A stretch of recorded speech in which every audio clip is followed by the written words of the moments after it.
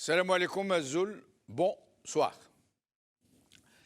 Les campagnes de vaccination anti-Covid dans le monde entier sont d'une certaine façon appréhendées un peu comme des campagnes militaires, avec tout ce que cela suppose de stratégie, d'organisation, de logistique, de rationalisation dans l'utilisation des moyens humains, de choix du vaccin approprié, des moyens de sa conservation, de hiérarchisation des priorités des populations à vacciner et de feedback qui puisse permettre de corriger les effets pervers. Tout simplement et en l'occurrence parce que c'est d'une véritable guerre qu'il est question aujourd'hui contre un ennemi invisible et particulièrement ravageur, qui menace la sécurité nationale et qui risque de décimer la population. Voilà pourquoi une telle campagne de vaccination est un peu comme une campagne militaire en temps de guerre.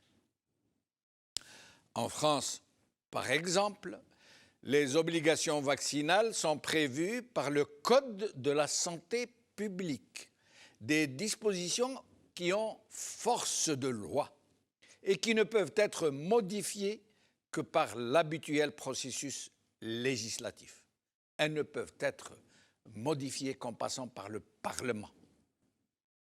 Pour ce qui est de la campagne vaccinale contre la Covid dans ce pays, tout a été minutieusement préparé, élaboré, dans les moindres petits détails, jusqu'à la phase post-vaccinale et y compris la prise en charge des accidents vaccinaux. Les populations prioritaires, celles qui doivent être vaccinées en priorité, doivent être définies avec un grand détail, non seulement pour des raisons de morbidité particulières, mais aussi pour celles des populations professionnelles présentant une exposition accrue au virus. En Algérie, c'est la cacophonie, l'anarchie, les déclarations contradictoires, les promesses non tenues du propre président de la République, la prise de décision non concertée, l'absence d'une véritable stratégie, d'une véritable base de données, de protocole général sur l'organisation et les logistiques. Rien. Brouillard total sur l'évaluation des besoins pour déterminer le nombre de doses à commander. Invisibilité sur les potentiels et sur les possibilités de les corriger. Rien n'a filtré non plus sur ce qui devrait être entrepris dans les régions et les wilayas, ni sur les logistiques qui leur auront été dédiées de façon détaillée.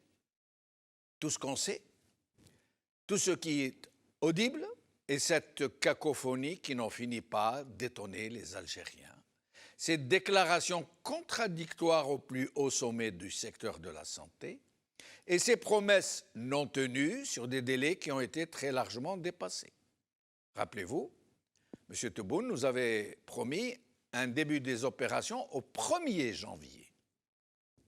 Le 1er janvier est passé et le pays n'a même pas réceptionné une seule dose de vaccin.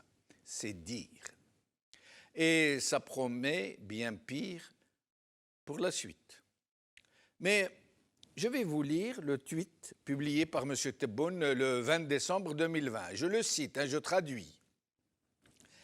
« J'ai instruit le Premier ministre à l'effet de présider sans délai une réunion avec le comité scientifique de suivi de l'évaluation de la pandémie du coronavirus en vue de choisir le vaccin adéquat anti-Covid-19 et de lancer la campagne dès janvier 2021.